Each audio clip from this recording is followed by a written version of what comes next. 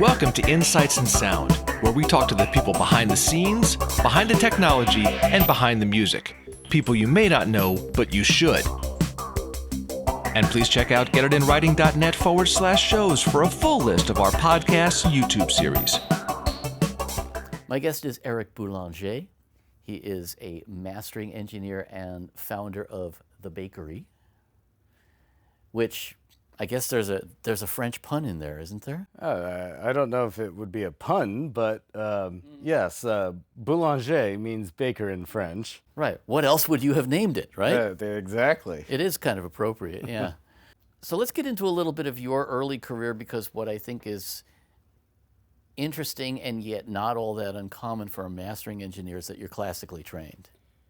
So it's fun that you started with the naming of the bakery because it kind of plays into that. So I'll first start with, yes, I am classically trained, and for whatever reason, my parents put the violin in my hands when I was 3 years old. Were your parents musical as well? No, that's why I said for whatever Interesting. reason. Maybe they found a newspaper ad or something. Just give the kids some culture. Yeah, never. Yes, they're from New Jersey too, so it probably sounded How like that. perfect. Yeah, 3 years of age, non-musical parents decide to put violin in my hands, and it's never left. So that was first and foremost. I studied very stringently, I guess. I always thought I was probably destined to like play in New York Phil or something like that, until I had a change in heart. And it all started with I really can't even remember the day, but because it had nothing to do with work, it had nothing to do with anything. It was just Eric being Eric, and making contact with someone and going to visit a studio in New York. And Recording studio. Yeah. A proper professional studio. And just getting like a tour. That was it. How old were you, roughly? Probably 16. Okay. Something like that. I mean, I always had a tech side to me. Well, that was going to be my ancillary question Yeah, there. but like it was at that age, it was not my. You were not taking focused. apart tape recorders and like wanting to do No, that no, stuff. not Okay. even remotely, and it had nothing to do with recording or anything like that. But one day, for whatever reason, I walked into a studio, and very small one in Manhattan. I believe the owner and the engineer's name was Tom, but I know the link was he had worked on a lot of editing for Hilary Hahn, who's a famous violinist. Sure. Who, while in conservatory and everything, I got to be in her graces as she was performing and whatnot. So you had a calling card there. You had a legit reason to walk in, is what you're saying. Kinda. No, I didn't have a legit reason whatsoever. It was just, it literally was, his name was Tom Lazarus. I would love to speak with him again because I was so young, and we've never worked together professionally or anything like that. But he was your first studio. Yeah, literally first like real studio that I walked into, and just walking into that studio, I was like, I can't explain it. It was just this overwhelming feeling of this is me. You don't have to explain it. I know exactly what you're talking about. And so that kind of set the groundwork moving forward, and at a young age, and that's the first part of getting started with that. And then while playing with, like, for instance, while playing in my youth orchestra and everything, I would do recordings of my youth orchestra with, like, the worst of microphones into a mini disc player. Awesome. All right. Like, we were doing this, and I was, like, trying to replicate all things, like, record label and whatnot, like, at a young age, and that was kind of what started the fanaticism with all of this. Well, you could edit on a mini disc too, couldn't you? Well, if I recall right. Incorrect. I was editing on definitely, it was called Cool Edit Pro. Oh, I know it well. Centrillium software. Oh, you remember better than me. But, I actually knew Bob Ellison. oh, well, like 14 or 15-year-old me downloaded it on a 56K dial-up modem, and it was free. And that was my first introduction to a DAW. That's cool. Very rudimentary. Yes, and 2 tracks. Or was it multi-track by then? Oh, well, I was only stereo microphone into it. Oh, okay, so it didn't matter to you. Yeah. Yeah, okay. exactly. But it was my first foray into the whole thing. And even at that time, I remember, it started coming time for like college auditions too. And I remember my parents buying me a CDR, but like an audio CDR from like Costco. This sounds crazy, but there were days where you could press record on a CD burner. No. Yes. You mean like there was real hardware and stuff? I believe it might have been TIAC. Don't quote me. Yes, I actually had one of those, in fact. Yeah, and so part of, like, because my computer at that time didn't even have a proper CD burner. Wow. I was even doing editing and then man, so you were determined. Record and I was getting, You were determined, man. Seriously. Growing my wings. Cool. It was some early crap, but I was doing all of that. And so the funny part about admitting to all of this rudimentary terribleness is at some point in time in my head, after walking into that studio even, and being like, this is awesome and I just want to be around this. I had the thought in my head back then, if ever I own a studio, because of my last name, I'm going to call it The Bakery. Because it also is a cool pun.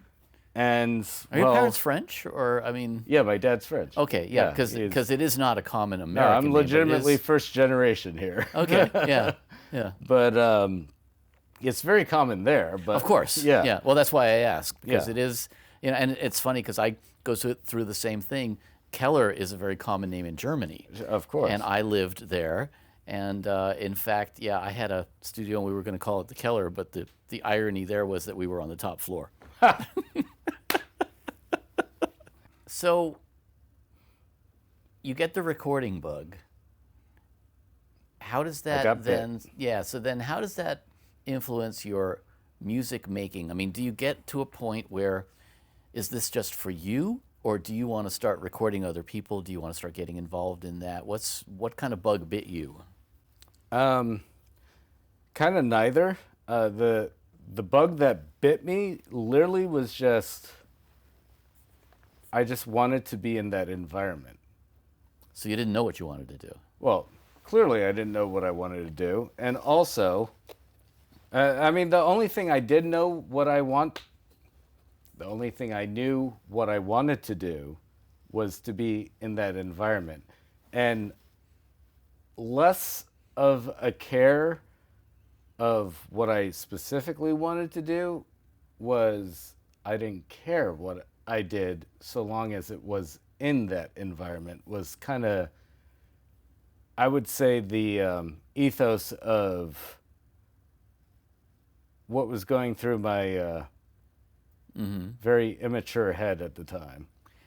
Now, what's interesting, though, is you came up during an age when digital was already more or less a fait accompli, right? I mean, you didn't necessarily walk into an environment where there was 2-inch tape and all of that stuff going on. Absolutely not. In fact, okay, I got to tell this story, and this is skipping ahead. Okay. A lot, but I can edit. One of my favorite times. Well, no, not even a matter of editing here. Okay. But we'll get to my time with Doug in the mastering lab. But one of my favorite times was in 2009 when I was with Doug at the mastering lab. It was when he finally decided to bring back vinyl. And when I say bring back vinyl, it's because he had retired the lathes 10 years prior. Also, we had already moved out of the Hollywood facility. We were only in Ojai, but vinyl was coming back, and he wanted to bring that back. So I built the vinyl room, and it was a grandiose project for me doing all of that, particularly because of this reason. And one of my favorite evenings with Doug was, it was probably something like midnight one day, and you know, it's a carcass of a vinyl room with me putting together certain parts with the frame and duking out electronics, and of course all of those lathes were highly customized, so it's not like you're looking up in a manual how to put this together. Right. And in fact, most of everything was all broken, so I had to re-engineer things and rebuild things. It was a real chore.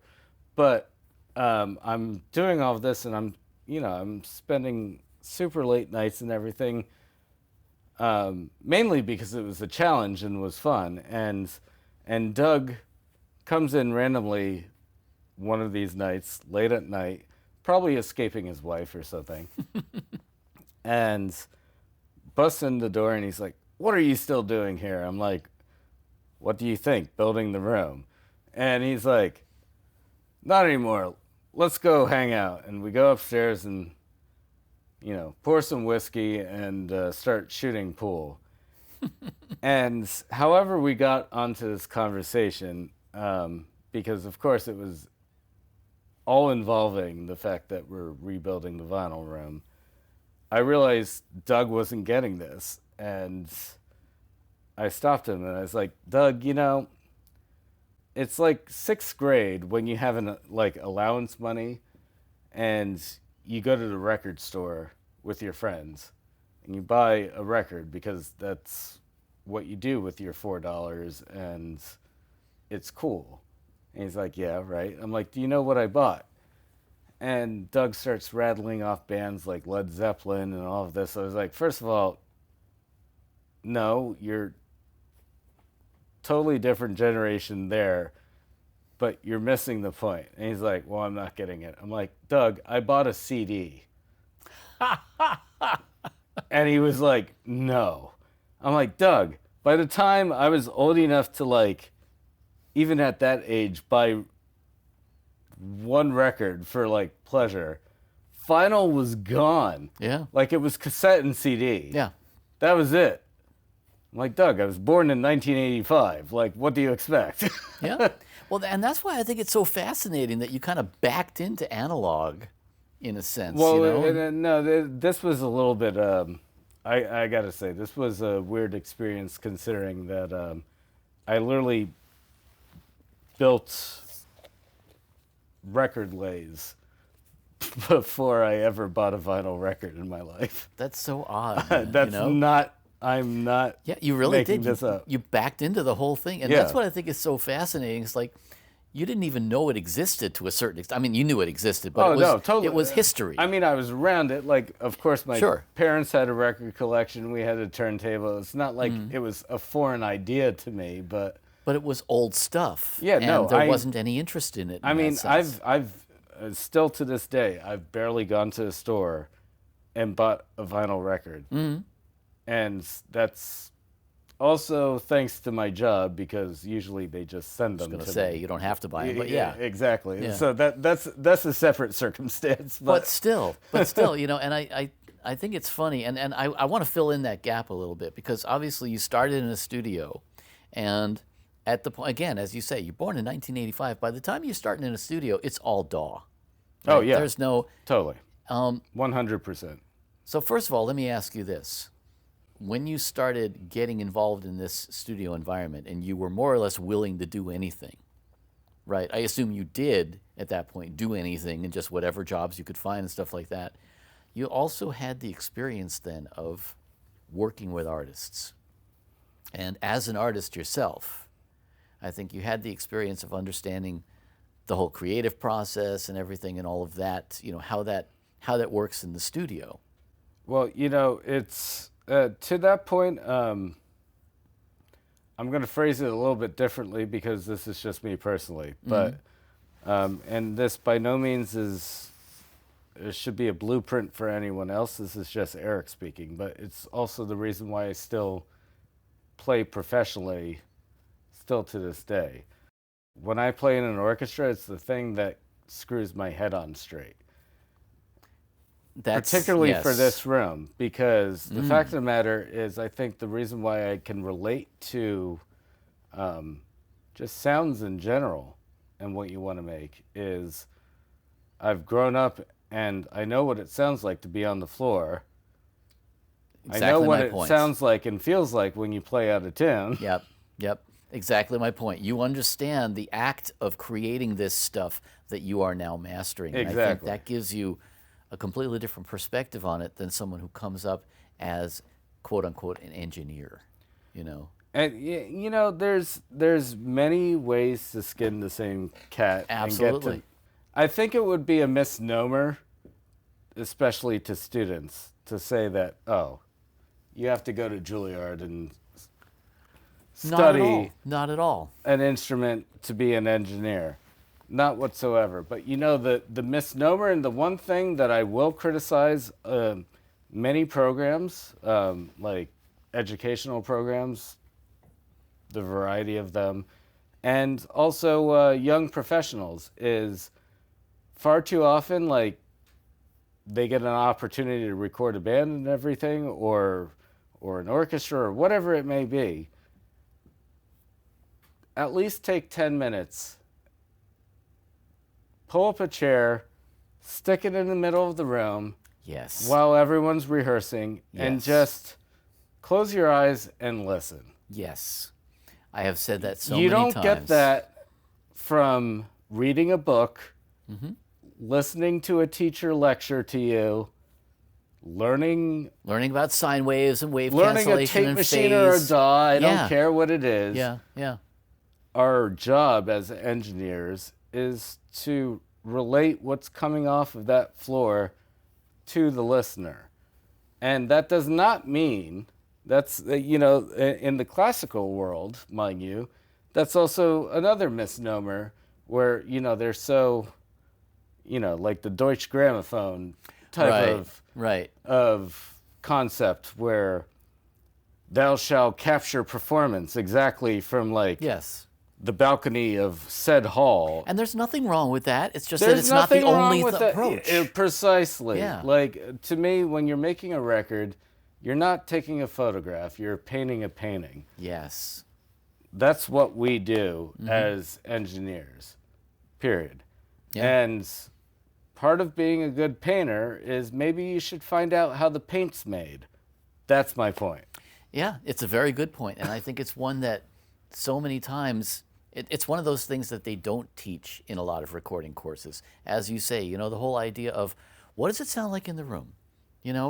I always try and, whether it's a rock band or whether it's a symphony or whatever it is, you have to be understanding what it is you're trying to capture, and you have to understand what it sounds like in that environment before you try and recreate or alter that environment. You got to know what it is before you can start messing with it. Well, particularly too in the recording environment too, you have to realize that the room is almost 50% of any live instrument too. Yep.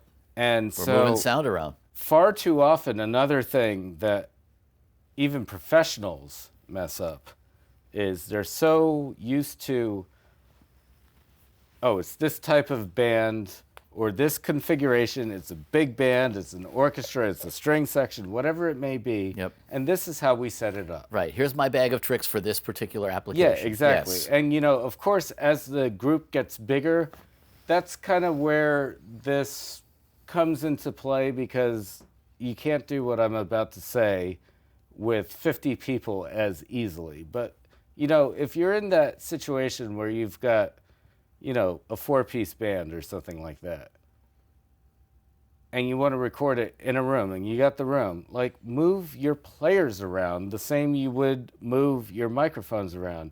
And don't care about what it looks like on the setup chart or that nothing looks symmetrical. Like that's bull. Yeah. Just have them move around, find out where's everything sound good? Where it works good, where you're standing, and where it sounds good in the room.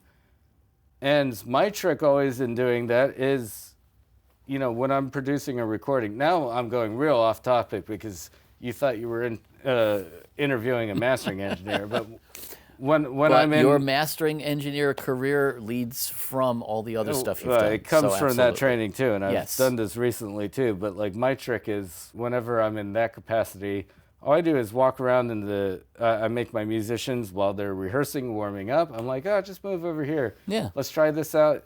You move them around, you get everything good, and all I'm doing is walking around with a roll of tape. And I just put down little markers where I'm standing, where everything sounds good, where they sound good, and then you move into the microphones. Exactly. And then you listen to the mics where they sound good. Mm-hmm. And I guarantee you, it will look like absolute chaos when you do that, and everyone will think that you have absolutely lost it until they come on the other side and listen to the speakers. Mm-hmm. And that's all that counts. And That's so going back to your original thing about like where I get those ears, it is all those years of sitting in an orchestra and knowing what sounds real. Yeah. And that's what's so important for, you don't have to play in a band or play in an orchestra to know this, but what you should expose yourself to is doing exactly that so you know what real sounds like. Yes. Because if you don't know what real sounds like, how the hell are you going to get it out of speakers? Yeah. Yeah. And then there's another facet too. When you talk about stuff that's not taught in schools, there's the idea of what's going on in the studio when you're working with artists. The idea of, as I like to put it, I can teach you how to run a compressor, but I can't teach you when to shut up. I haven't heard that one, but that's funny. But the whole idea of just when you are working with the artist and there's this whole creative energy and creative process going on, one little finger on the scale in the wrong way, one comment in the wrong place can totally break the vibe. Which you're stepping on a very crucial point, and I love the fact that we're supposed to be talking about mastering. Oh, we'll get there. It loosely, and it's still, it's completely applicable to if I were to explain how mastering goes. But let's focus on recording and everything. And especially in this corporate world, especially with bigger ensembles and everything, the one thing that I think is being lost amongst a lot of people amidst stress, it's very simple. If you're not playing an instrument in front of a microphone, I don't care who you are, an engineer, a producer, a contractor, an A&R, anyone but that person who is literally playing right now in front of a microphone, you know what your job is? To make sure that person gets the best performance. Yes. Period. Yes. And so what you were touching on just now is the fact that everything that we do, like especially if you're a recording engineer and how you conduct that session, and God forbid you're in a small, you're doing a vocal session, and it's just you and an indie artist off the street who's never recorded in their life, nervous as all hell. Mm-hmm. Your job's not to press record. Your job is to communicate. Exactly. And to make the best possible to come out of their mouth at that time. Yes. It might not end up being good, but... But the point is you have to create this relationship of trust, right? Like, a lot of times I'll sit with the artist and I'll ask them, like, okay, so what's the song about? And just get a little bit of a feel of, what are you trying to do here? Because, again, that's going to influence how they bring it out. And if you understand the origins of the song, for example, and that's just, sometimes that works, sometimes it doesn't. But, for example, if you get into it with the artist and you get into a place with them where you can be trusted, I think you're going to be able to get a better performance out of them. That's always an important question to ask, especially with lyrical songs. But that's always important, not just to get into their head, but if you already have the trust. There's been times where I'm in the studio and they already have trust, but I'm just there feeling like I'm doing my job. And maybe they're singing out of tune or something like that, and you make a comment. You might say ever so slightly the wrong thing, but they interpret it in the context of what they're trying to do. Right. And you're talking two different languages now. Yeah. And that will spoil the performance. So you've sent them down the wrong path. Exactly. Basically. So it's very important that even as an engineer, like even if you're the assistant engineer pressing 3, oh, there we go. On Pro Tools. Yeah.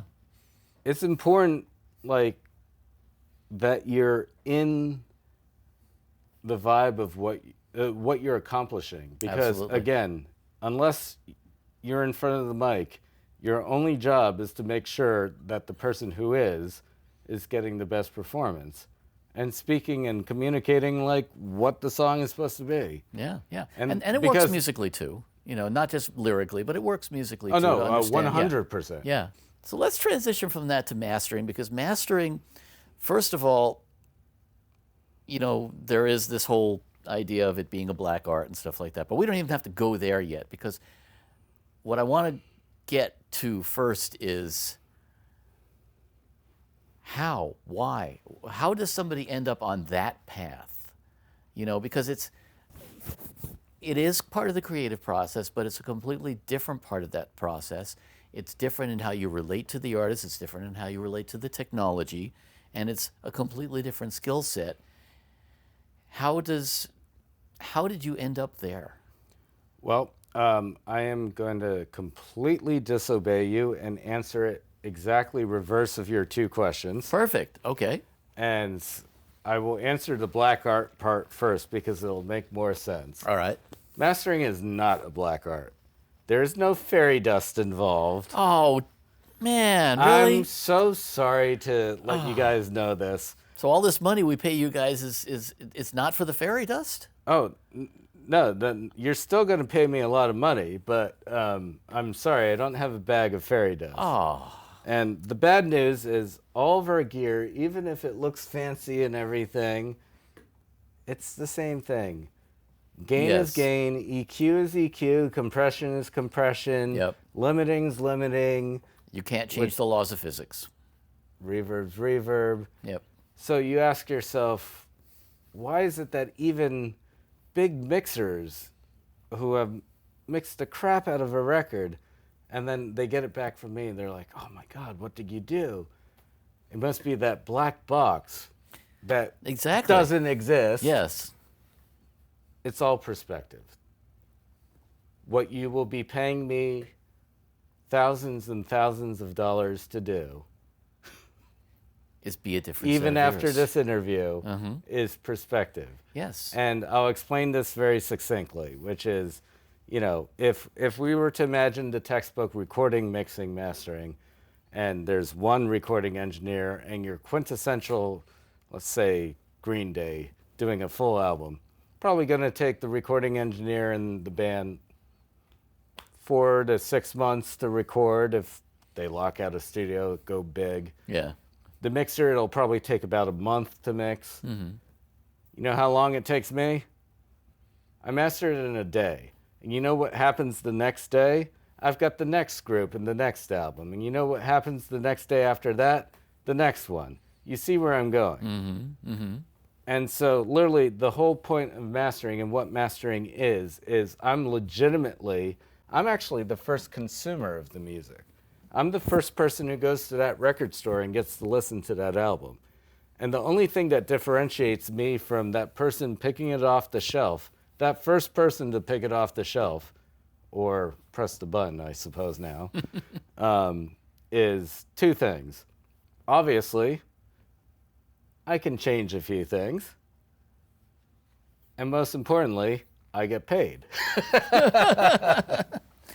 But the fact of the matter is, the first thing, which is why it's not the most important, is if it walks itself in the door in the perfect format, like release format, and sounds absolutely perfect, comes up here and I'm like, man, this is brilliant. Has that ever happened? I was just about to say, I am not pulling your leg right now. There have been times where my mastering has been a matter of pressing Control-C and Control-V and renaming the file as a master. Huh. That's happened many times with a myriad of mixers, namely recently Joe Zook and Andrew Sheffs. Like, that happens with... That's not surprising. Well, we'll get into this facet for the students later, but like, the don't get too,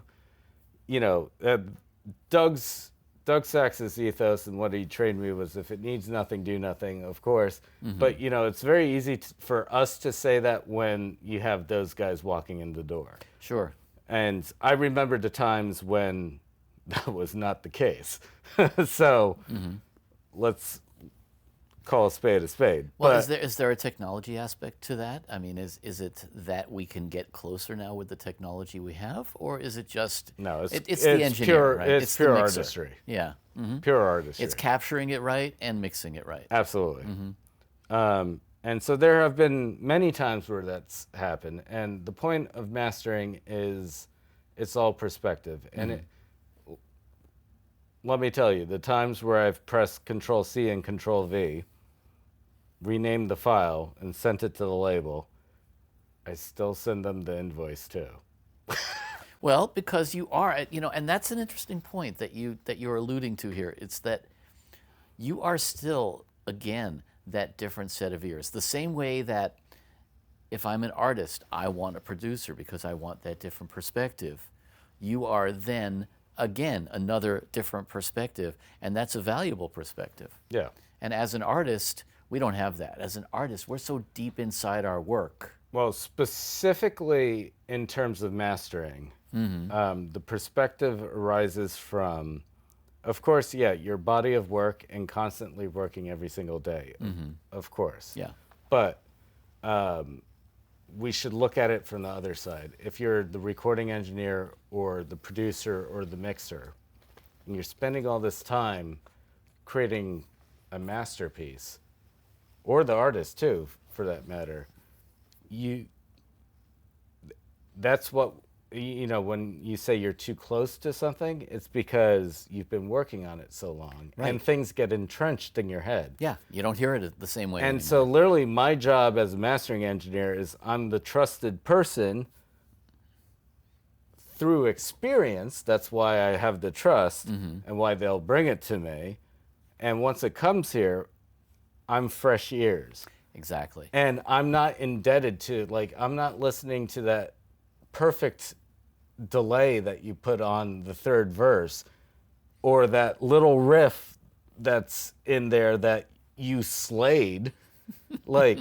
Yeah, you did. Yeah. But my ear isn't going straight to it. My ear is looking at the whole thing At the big as picture. the first listener. Yeah. So that's I'm more akin as a mastering engineer, literally to the first fans who get to listen to the music. And that's the true power of mastering. Now, I, for example, have spoken to some of my producer friends who have said things like, I had an album mastered by 3 different people before I was satisfied with it. So again, it's not a black art, as you say, but it is a perspective. And if I... Well, they didn't come to me. Of course not. Of course not. Heavens, no. But I think it's funny that, again, you talk about perspective. It's like, if I am the artist or the producer or someone who has a stake in creating that piece of art, yes, I am going to want a different perspective, and I'm going to have to trust whoever it is that I'm giving that to give me that perspective. And jokes aside, the whole, officially called shootouts, that sort of thing, you have to realize that that's not uncommon in our world either because of exactly this.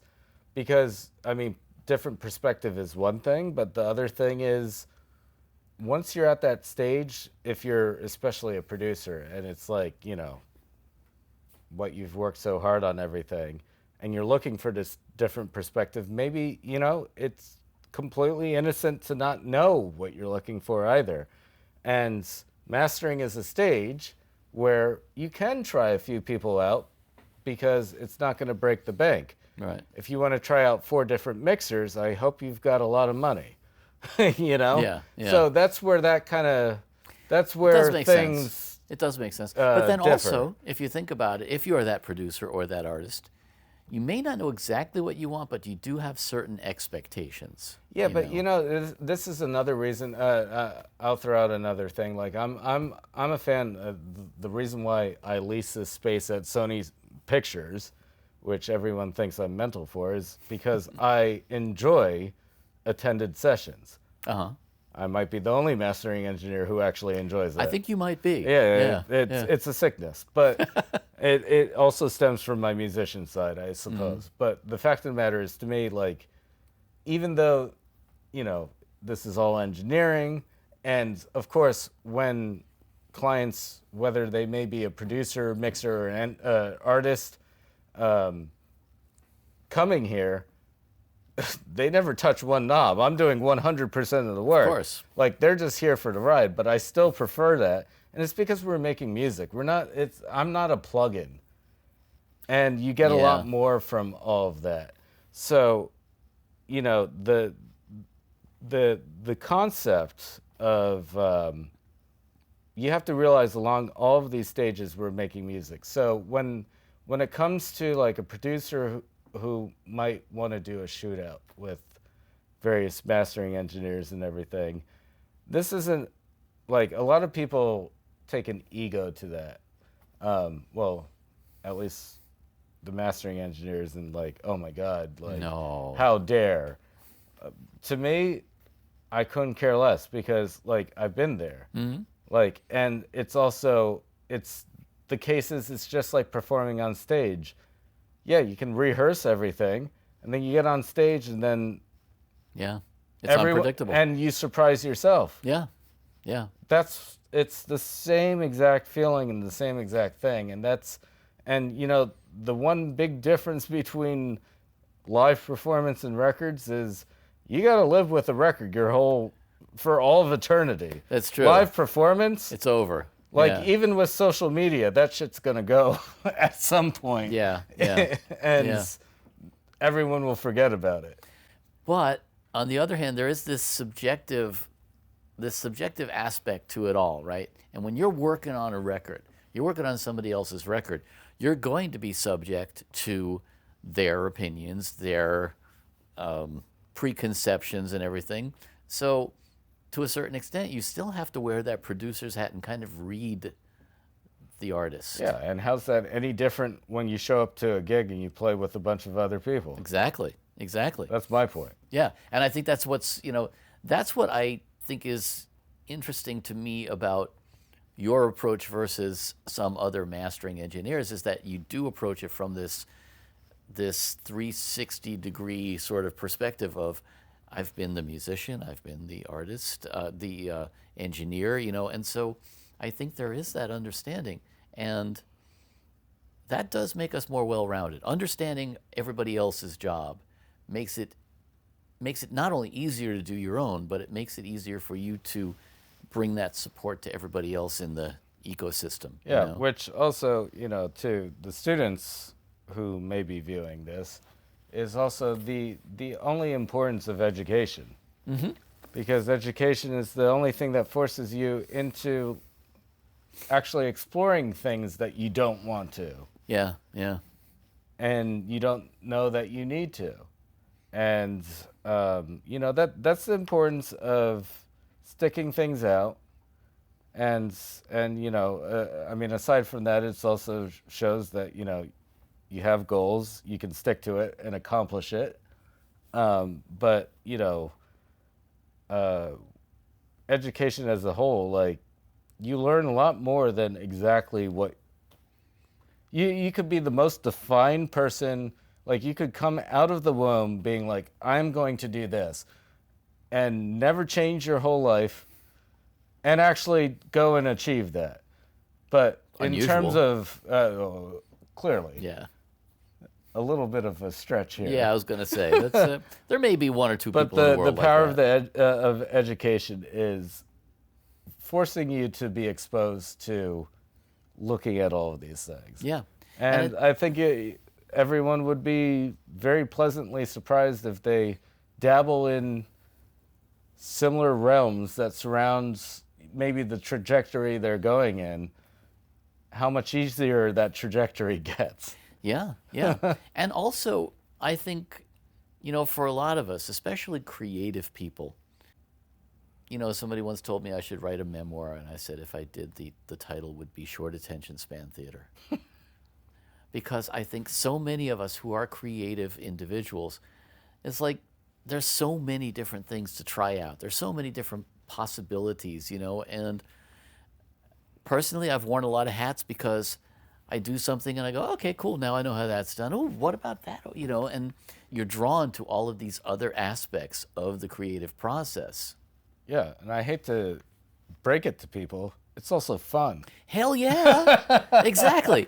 And the thing is, it's like so many people, they think, okay, I'm going to be this thing. And, you end up taking this. Pigeonholing is rampant. And then you get down these tangents, and you discover something else, or you meet somebody who's doing something else, or a job that, how many times have I done panels at trade shows like NAMM or something, and people come up afterward and say to me, I had no idea that was even a thing. I didn't even know that was a job, And I think being able to be exposed to all that stuff, when you walked in that studio the first time, you probably didn't know what the hell a mastering engineer was, let alone that it even existed. Yeah, exactly, And so the idea of discovering this as part of the creative process and realizing that, hey, this is a cool little niche, that I think comes from being open-minded as an artist. Which, by the way, I suppose I didn't answer the second question. What was the second question? The second question was how the hell I became a mastering engineer. Yeah, I wanted to that's what I was trying to kind of circle back to that. So, I messed that one up, sorry. Commandeered that. Professionally, after school, I was lucky enough to become the first ever intern for Capitol Studios, in which I got to, in doing so, mentor under Al Schmidt. So that's where I really got my first pro legs. And at that point in time, the whole convincing Paula to let me intern there even was because in my head it was like, oh, it's the great Capitol Studios. Yeah. This is where all the records are made. And I was like, I made it. I'm here. And then... And working for Al. Well, that came later. But like my first few days there, I started questioning. I'm like, why are people bringing in outside engineers? I didn't even know about that at that point. I thought like I'm at the holy grail of everything under one roof. Why would you go elsewhere? Yeah. Yeah, exactly. It was a very large learning experience, and then of course cultivated and being able to work with Al so closely and really learn the craft and whatnot. Yeah. And that time there was, we had many a string section, like string sweetening on records and whatnot. And it was, when Al came back from vacation, it was like the summer. And so of course we're doing a lot of Christmas records too. So a lot of that sort of thing. So I was doing the setup and learning all of that, which was very fun. And then we start recording, and I'm sitting at the back of the studio while they're recording a string section, and I'm looking for the noose because the biggest job I would be given would be to press that on the recorder, if that even. Meanwhile, I'm looking out at a whole Hollywood string section, and I'm like, I'd rather be there right now. Yeah, yeah. And so it was really killing me. And then finally, Al was doing way more mixing after this whole stage. It was just happenstance, his schedule. And so we were mixing in Studio C a bunch and getting to, observe all of that and work with him along those lines. And I was like, okay, I'm going to be a mixer. And mixing, still to this day, is, definitely a drug for me, because mixing is definitely the most creative. That's where you really have the aspect. most control over things. Yes. Oh, completely. Yes. Of the whole, as an engineer. Yeah, yeah. And that is super fun. Sure. It's Absolutely. great. And mastering never even crossed my mind. All that happened was I had to finish up school after my internship, finished up school, moved back out to LA. Well, moved permanently to LA. Now I'm not in school, and now I'm an adult, and shocker, I have to make money. Uh-huh. And so Uncle Al was helping me with this, and I was literally just about to accept. I believe it was I'd be part-time assistant at Capitol, part-time tech at Village, and part-time assistant at the plant. And it was all the connections of Al, because, well, Capitol already had that connection. Al had introduced me for the first time to Jeff Greenberg, and he interviewed me in Studio A. He won't remember this part because I was a kid then, but it was hilarious. And he brought me up to the shop, and he's like, great. And then he had me, Al had me interview with Rose and Jason Carson at the time at the plant. And none of them really had openings, but they had small part-time things. So I was like, okay, between the three best studios on earth, basically, how can you go wrong? Yeah, exactly. This is going to suck, but Yeah. I'll make it work. And then all of a sudden, I get a call from Al, and he's like, Doug Sachs is looking for someone. Head to Ojai right now. Wow. And of course, working with Al, I knew who Doug was in the mastering lab. And I had absolutely I did not want to get into mastering whatsoever. But the fact of the matter is, when Al Schmidt tells you to go see Doug Sachs, if you're not getting in a car, pack up your stuff and just go somewhere else. Yeah, of course. Just quit. Of course, exactly. And so I got in the car and went up, and it was an absolutely crazy interview process. But long story short, Doug hired me on the spot. And I was just like, okay. I guess I'm mastering now. Yeah, pretty much that. And it was also a long journey too, because I was reticent against actually getting into mastering. In fact, the big thing was the closing of Hollywood, so there was a lot of work there. There was, I was assisting Doug the whole time as a mastering assistant, and to directly answer your question for the students, how you learn mastering is you sit in the room with someone who knows what they're doing. Sure. And I had the undoubted blessing of being able to sit in the room for countless hours and countless sessions with Doug Sachs. That's where I got my ears, period.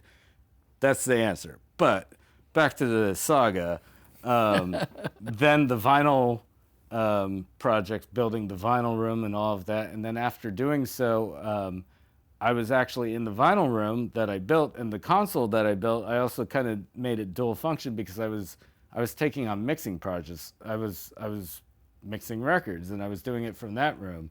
And in fact, Doug and I had a deal at the time because we had just upgraded the main room, all of the digital stuff, and he's spending a fortune also in building the vinyl room, and we needed all of the same digital gear in the vinyl room, and so I bought all of the computing and stuff, some of which, plenty of stuff is still in this room now.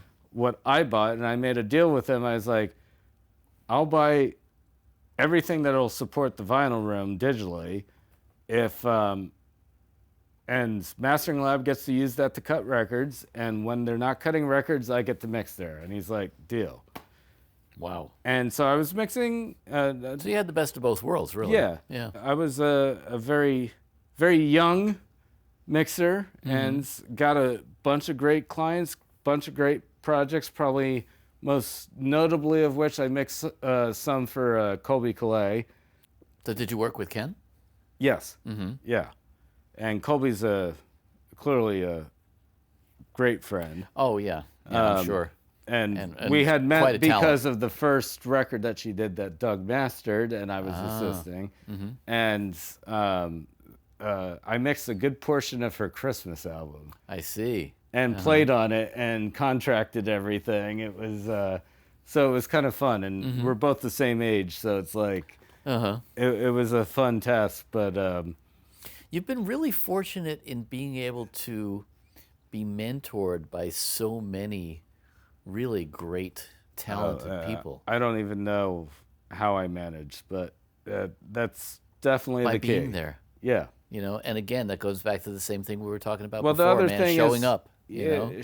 Showing up and persistence. Yes, and being willing to do all of it, you know? Yeah. And, you know, it's really kind of cool if you think about it, because we work really hard to get where we are, and, you know, if you don't have preconceived notions about who anybody is or what they have to bring to the table, everybody has something to teach you, you know? And Oh, absolutely. I've always felt that way, man. It's like, you know, people who, I have no idea why you're contacting me, or I have no idea what, you know, but I'm still going to be nice to you, you know, because sooner or later, that's going to come back around. And whether it's with that person or with, you know, some total random stranger, the point is you put out something positive, you put out good, helpful, positive energy to people, it's going to come back to you. Well, I have to say, in my experience, especially professionally, that has to go both ways too. Absolutely. And that's the exact reason why there are preconceived notions, because there are countless people who are completely unqualified and completely out of their mind who will drive you up a wall. Yes, and some of them are really kind of mean, and you and know, then there are the yeah. people who have absolutely no clue what they're doing. They've never done it before, and you turn out with the best product ever because you work together like this. You know, it's just the full spectrum. And so that preconceived aspect, like, you know, it can easily develop from the experienced person's side and also from the other side. But that's true. That's a good point. When both don't exist, magic happens. It's true. It's true. And that's, I think, one of the coolest things about coming into a situation without knowing that much. You know, I had a conversation earlier with someone about the whole idea of being an autodidact, you know, and how because of that we you know, on the one hand, when we teach ourselves something, we bring a certain something to it that other people don't because we're teaching ourselves, right? On the other hand, you know, there's always that imposter syndrome aspect of it too, you know, and I think that's probably the number one thing that gets brought up to me by students is imposter syndrome, you know, because we're all just figuring it out as we go. Yeah. And I think a lot of... Well, I mean, it's music. Yeah, there is exactly. no right or wrong. Exactly. There's no right or wrong, and there's no magic formula, man. And to take this conversation full circle, along these lines, the only thing, like, forget about, like, being a nice person or preconceived, like, you could be the biggest asshole on earth. Your goal as a musician should only be one thing ever, to get the best performance out of those speakers. And if you think preconceived notions has anything to do with that equation, you would be sorely mistaken. Indeed. Indeed. And that's a really good point. And it's something that, you know, so many times, man, people don't even think about that, you know? But really, that is the truth. That is, you know, I mean, what are we doing this for? We're doing this to create something beautiful, right? You know, I mean, you got into music because music moved you, you know? Same thing with me. I didn't get into music because I thought I was going to become a rock star and a millionaire. You know, I mean, yes, I thought I was going to. We all thought we were going to. Well, you achieved that part. Yeah, exactly. You know, but well, you know, you have to get to a point where you realize you're doing this out of love, man. You know, and whether you get paid or not, I mean, we hope you get paid. You know, but you know, there's going to be a lot of time before you actually do get paid. It's going to be a lot of time before you get paid what you're worth. You know. Along those lines, you know, that's going to end up being a personal decision because at the same extent, there's also a very big difference between a musician and a professional musician. Yes. And the only difference is the professional musician gets paid. And that comes with a whole bunch of baggage. Oh, yeah. And, you know, I don't want to get in too far with it, but you can imagine how much strife comes along with the conceptions and everything that you do. The fact of the matter is, whenever you're doing music, it should make you happy. Yes. And whether or not you're being paid doesn't matter. That's why you're doing it. But if you want to have a studio and a business and you only want to do music and you don't want to have to live off of anything else, then unfortunately you have to be a professional musician. Yes. And that's just a fact of life that you have to come to accept. And if that's what you're pursuing and what you want to do, then yes, I would agree with what everything you said about the working up to that point, because there is a very long line of people waiting to get in. Exactly. And it is very competitive as a result. Yeah. And it's going to tug on your emotions because, unlike anything, I mean, music's part of our DNA. And again, we're going to do this. You're going to want to play music for no other reason but for yourself all the time. Yeah. And when you want to do that and make a living off of it, it affects you. It does. It does. And it's a completely different perspective from doing it as a business person in that sense. You know? Oh, absolutely. And the whole idea of becoming an entrepreneur, that's a whole different set of skills. Yeah. So let's wrap this with sort of a perspective of what 15-year-old you would do now. You know, the industry keeps changing. Everything about it keeps changing. If you're coming out of school now, it's different than when you came out of school. 15-year-old me, meaning if I was 15 right now. Yeah.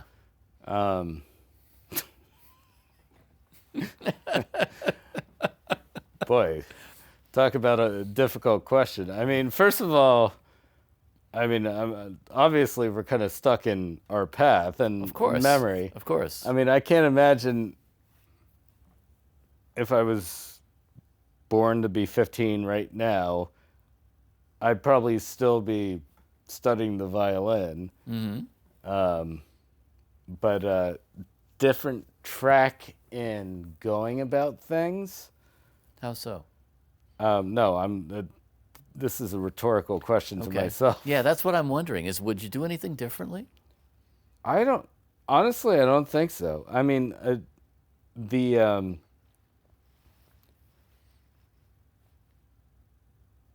well, of course the technology has changed, but from when I grew up, it's not a dramatic change. It's capability that changed with the technology.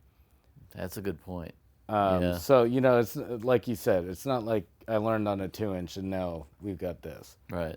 In fact, as you noted, I went very backwards. You did. Yeah. I've got my tape machine and my lathe in the other room. So in that, trying to analyze this question and formulate an opinion is, damn, you stumped me. All right. I mean, I really don't think I would probably do anything different because I still have the same feelings. Like, I want to be in this environment, so it would be the same thing. It would be still a matter of persistence and whatnot. And, you know, I suppose the only thing that I would bring up is something that actually came up years ago at an AES conference with some legends on the stage. And there were, let's just say it was an older audience. You know, the claims that were getting thrown out was surrounding the closure of many well-known studios, especially in LA. Of course. Which no one likes to see. And that morphed into an argument of how there's no more mentorship and how students and, you know, the next generation of engineers don't know what they're doing. And I was on this panel and I just was like, guys, I'm a third of your age and I have the honor of sitting on the panel with you. And I'm here because I was mentored by Al Schmidt and Doug Sachs. So don't think for 1 second that mentorship doesn't exist. Yeah. This is exactly the reason why I get to be on stage with you. And by the way, the studio closures, you're talking about all the old things and names that you remember. You're not thinking about all of the multi-million-dollar studios that have been built up in the backyards of known producers. That's just it. The industry that are has amazing. Morphed. Yeah. And that like I learn about every single day. And the technology, yes, has allowed for that. It's changed in many ways. Like that still exists. And the audience was not very pleased with my answer, but I'm pretty sure most people on stage in the audience weren't working quite as much either. So let's leave it at that. And my point is although you're not going to have perhaps the big names like Capitol Studios, I think you're going to have many well-known producers or engineers who you're going to find plenty of opportunity to work with in their own private studios or wherever they are at the time, mentor with, and have plenty of opportunities.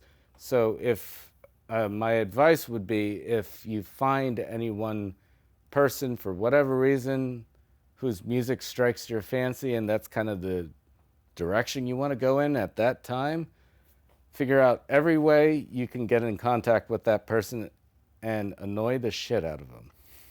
And I think you might be pleasantly surprised. And, bring the goods and work your ass off.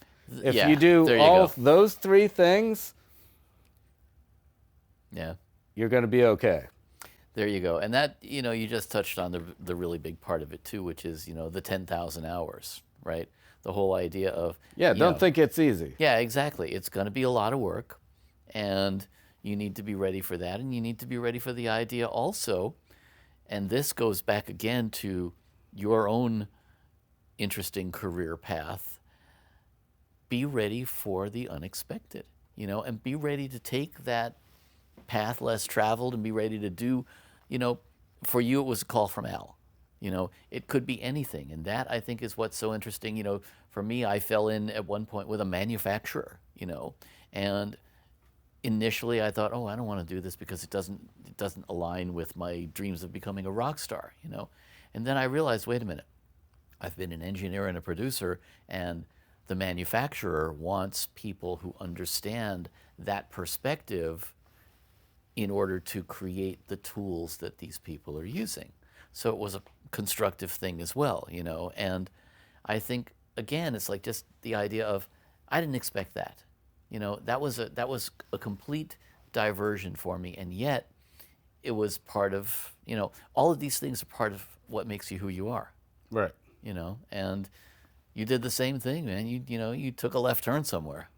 Well, I'll tell you actually how I met Al. I just thought of it, but it was an engineer at Capitol. You have to realize, since I was the first intern, no one knew what to do with me.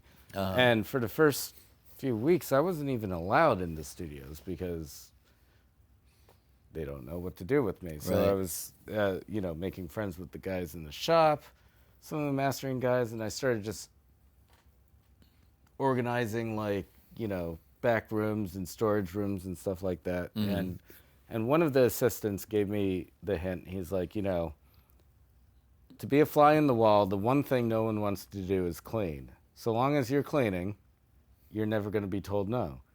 And so I started doing exactly that with every room, and I literally was doing that to every room, moving closer to the studios, and finally got into Studio A. And literally, Al was on vacation for my first few weeks. Like, he wasn't there. And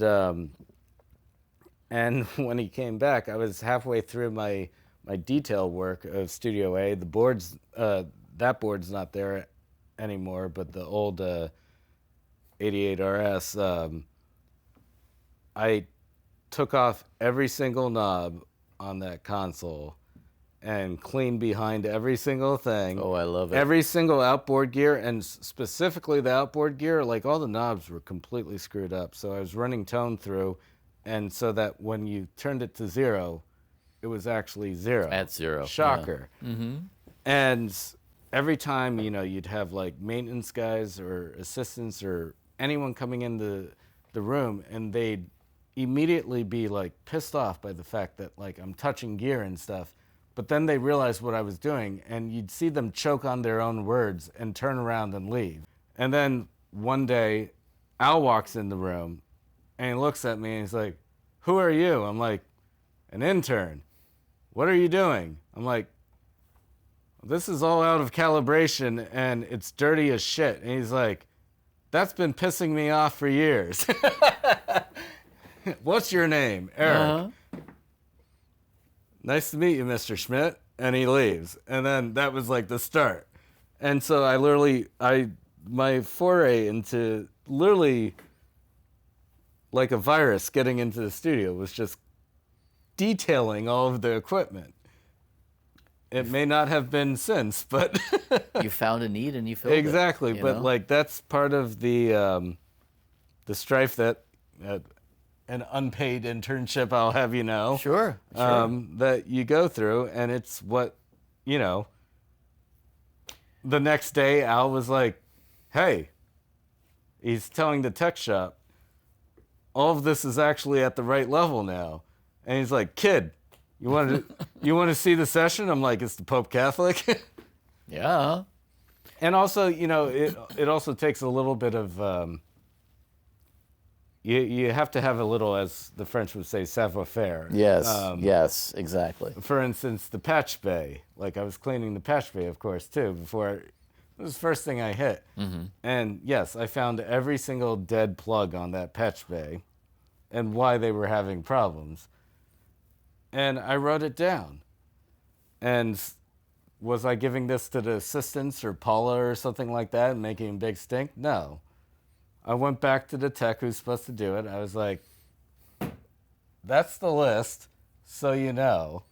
Ooh. Uh-huh.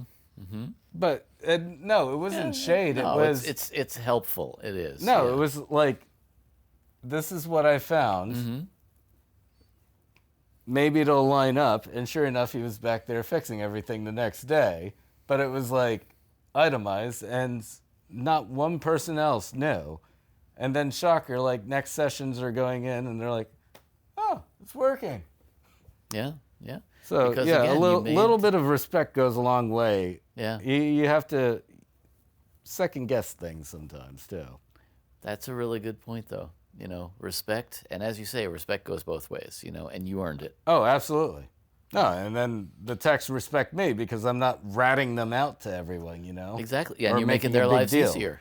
Yeah. You're basically saying, okay, because the whole point here is, oh, I don't have time to troubleshoot that patch bay and fix it, but you've just done the troubleshooting, Yeah. right?